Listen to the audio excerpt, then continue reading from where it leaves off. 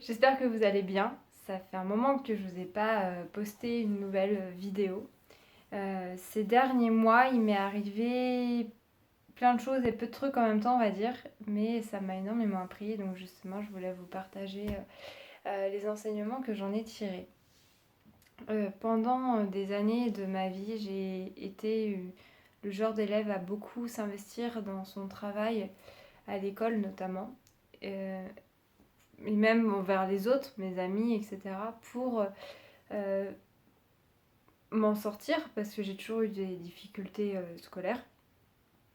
Et finalement, je suis arrivée à un stade de ma vie où j'étais épuisée psychologiquement de fournir à nouveau de l'énergie pour quoi que ce soit, en fait, même pour des projets de théâtre, parce que enfin, maintenant je viens de terminer les cours depuis peu, donc j'étais dans une école de théâtre pour devenir professionnelle, enfin comédienne professionnelle. Et j'en suis arrivée au stade que même ça, en fait, j'avais plus envie de faire, de théâtre ou de projet. Même s'il y a des projets qui m'intéressaient, j'avais envie de tout mettre sur pause et dire stop, en fait, je ne peux plus. Psychologiquement, c'était vraiment compliqué, ça me stressait, ça m'angoissait plus qu'autre chose. Je, j'avais, je me sentais pas assez forte pour mener un projet à bien. Et aujourd'hui, je me rends compte que heureusement que le projet que je voulais faire soit tombé à l'eau parce que clairement, j'avais pas du tout l'énergie et j'avais un grand besoin de ce temps de ralentissement, voire ce temps de pause. Et j'ai eu l'immense chance que la vie me l'offre. Alors évidemment, c'était pas toujours évident parce que j'étais la seule de ma promo à ne me retrouver sans aucun projet, mais vraiment aucun. Parce qu'on a la possibilité de créer son projet ou de participer dans, ou les deux, les projets des autres. Et, euh, et moi, je me retrouvais sans projet dans lequel je participais, sauf celui qu'on faisait avec l'école. On a monté un spectacle avec un professeur. Mais voilà, à part ça, je n'avais aucun projet. Donc il y avait le lundi, je me souviens, j'avais cours le matin. Moi, je les appelais les cours de paperasse. Donc c'était tout ce qui était organisation, l'envers du décor de quand on est comédien, en gros. Le fait de vendre son spectacle, tout ça, tout ça. Donc c'est un peu... c'est pas toujours évident et c'est un peu compliqué. Très compliqué, vraiment très compliqué. Et l'après-midi, on avait cours de Meissner, c'est une technique, enfin bref, c'est pas le question de la vidéo. Et donc le lundi, j'aimais pas trop ça, parce que c'était... le matin, j'entendais déjà toute la journée, j'entendais les gens parler de leurs projets, et moi j'en avais pas, donc ça, c'était pas évident. Et en plus de ça, que ça soit avec les profs ou pas avec les profs, hein, entre eux. Et même si les autres ne cherchaient pas à m'enfoncer ni quoi que ce soit, hein, mais je me sentais illégitime en fait, complètement illégitime. Donc et je sens que j'ai encore aujourd'hui quelque chose à travailler sur ma légitimité. Mais de toute façon, on a tous des choses à travailler, enfin, c'est comme ça, c'est un fait. Et je pense qu'on est énormément sur Terre à se sentir illégitime. Donc voilà, c'est bien déjà d'en avoir conscience, je trouve.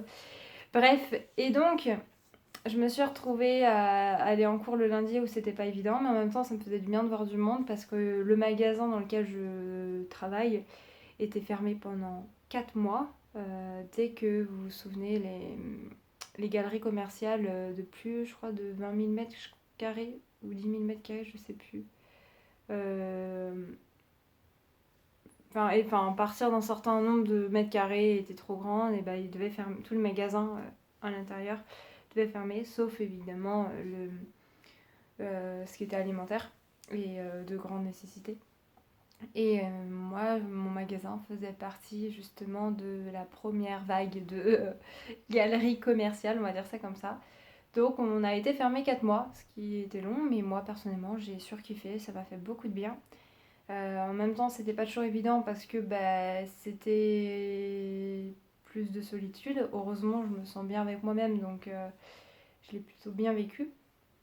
Bref, là n'est pas la question, mais en tout cas, je m'estime très chanceuse et ça m'a vraiment permis de me recentrer sur moi, prendre du temps et vider ma coupe qui était beaucoup trop pleine depuis des années. Et Et voilà, vraiment. Et un jour est arrivé où on m'a proposé un projet dont je ne faisais pas partie initialement, qui avait déjà commencé depuis des mois. Et une personne qui était dans ce projet-là finalement ne correspondait pas au profil du personnage, donc on m'a demandé de la remplacer.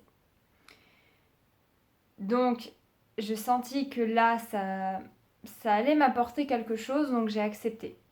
Mais j'avais super peur parce que je me suis dit que c'était un nouveau rythme intense, et donc est-ce que j'allais y arriver, est-ce que j'allais pas devenir folle, est-ce que j'avais encore assez d'énergie, est-ce que, enfin bref, plein de questionnements quoi.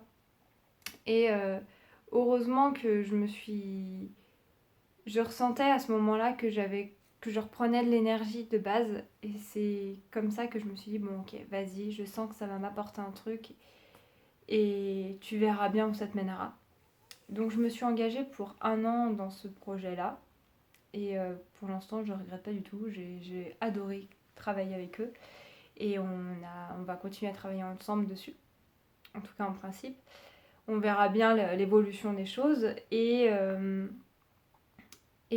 voilà.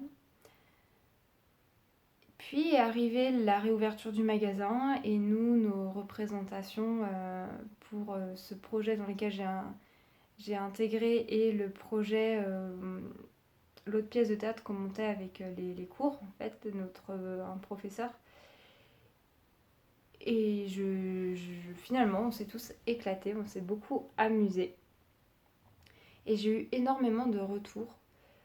Pas plus tard que la semaine dernière, durant un stage face cam que j'ai fait, que j'ai fait avec toutes membres de ma promo, et j'ai une fille de ma promo qui disait que j'avais énormément évolué, qu'elle s'y attendait pas du tout, qu'elle était euh, bluffée en gros, enfin je reprends à peu près ces termes, mais je crois qu'elle a dit bluffée, je sais plus. Enfin bref, on s'en fiche, là n'est pas la question, mais c'était vraiment ce qu'elle disait, de comment j'avais pu évoluer en l'espace de ces 3 ans, et qu'elle s'y attendait pas du tout, et qu'elle aimait beaucoup ma façon de jouer qui était plus naturelle qu'avant ou que d'autres personnes. J'ai encore beaucoup à apprendre et à m'améliorer en jeu, enfin je le sais très bien. Et voilà, mais ça m'a fait super plaisir. Et j'en parlais avec ma mère le week-end dernier, justement, sur le fait que c'est parce que j'ai eu ce temps de pause où j'ai réussi à lâcher plein de choses, à prendre du recul, à enlever toute cette pression que je m'étais mise toute seule avec le théâtre et tout ça. Et ce qui m'a permis d'y aller plus en mode je fais de mon mieux, puis on verra. Si ça marche, tant mieux. Si je me trompe, c'est pas grave, il n'y a pas mort d'homme. Et puis voilà, ça se trouve, j'en ferai même pas mon métier. Et puis c'est comme ça, je ferai autre chose qui me plaira aussi. Et puis c'est tout quoi. Et aujourd'hui, après ça, cette période intense avec la reprise du magasin et les représentations où finalement j'ai pas arrêté, et ça m'a aussi fait très peur d'avoir à nouveau un rythme très intense comme ça. Je savais que c'était temporaire, mais quand même. Eh bien, je me suis rendu compte que j'avais fait un bond énorme, que j'avais vachement progressé au théâtre, mais même moi dans ma vie personnelle.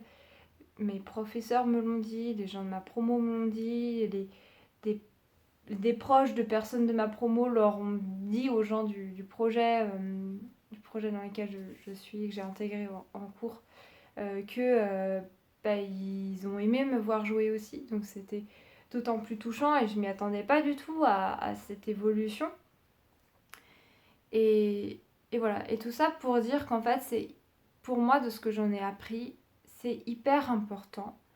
Déjà, effectivement, lâcher prise, se mettre pas trop de pression, pas au point que ça devienne malsain, comme j'ai pu me mettre toute seule, mais aussi de, que les temps de pause, un rythme plus lent, un rythme qui nous correspond, est extrêmement important. Alors évidemment, au fil de l'année, au fil des mois, au fil des semaines, des jours, de moments dans la journée, le rythme change.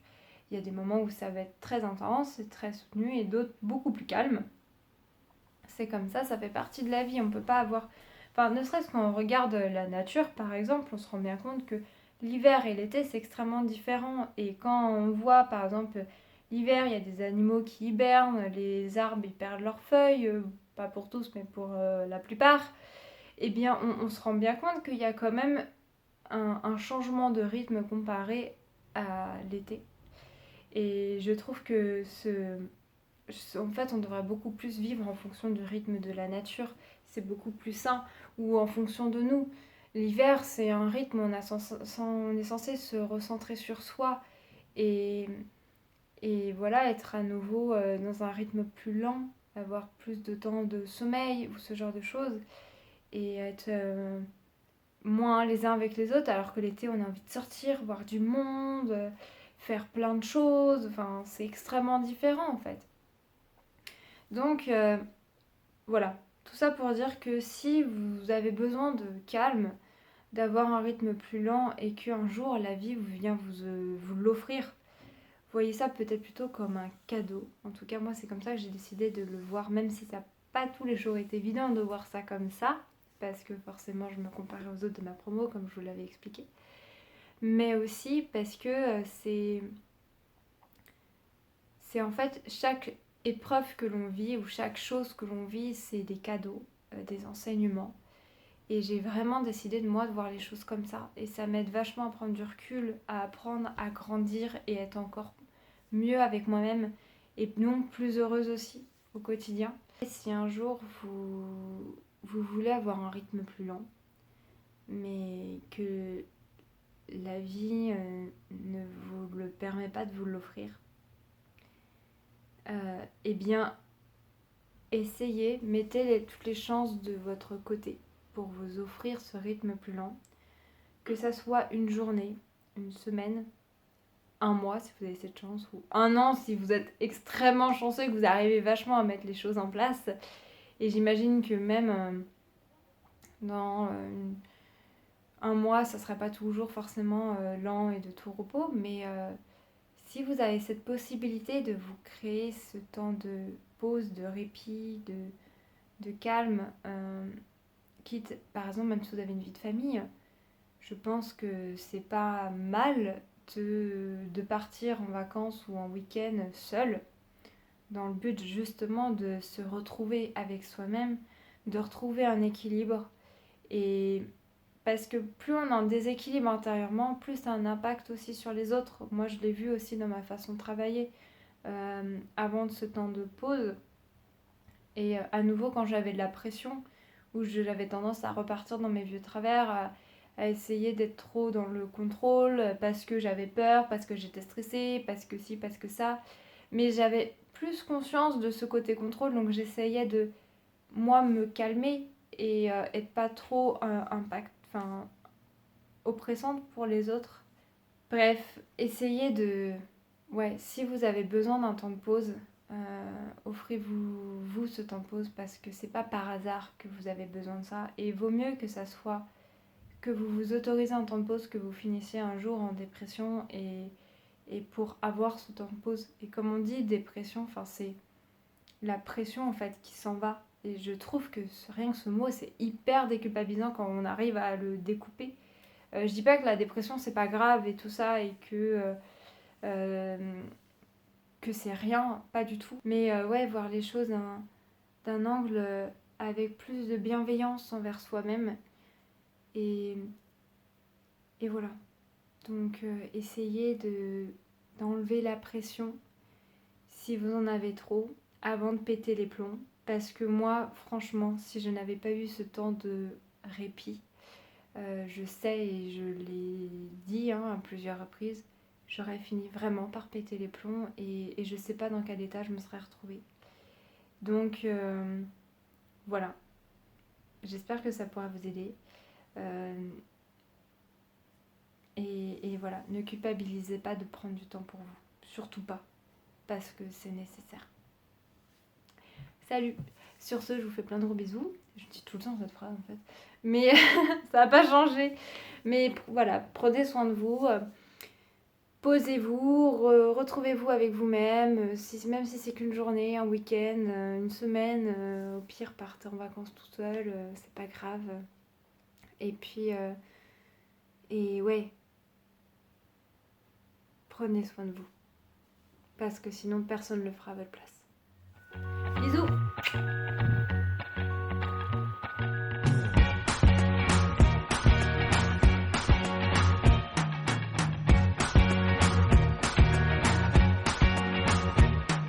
I can't forget the day we met. Your eyes so blue, me pressing through.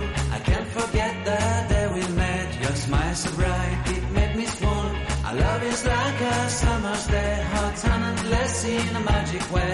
Whenever I see you, all I can think is my summer love. Been waiting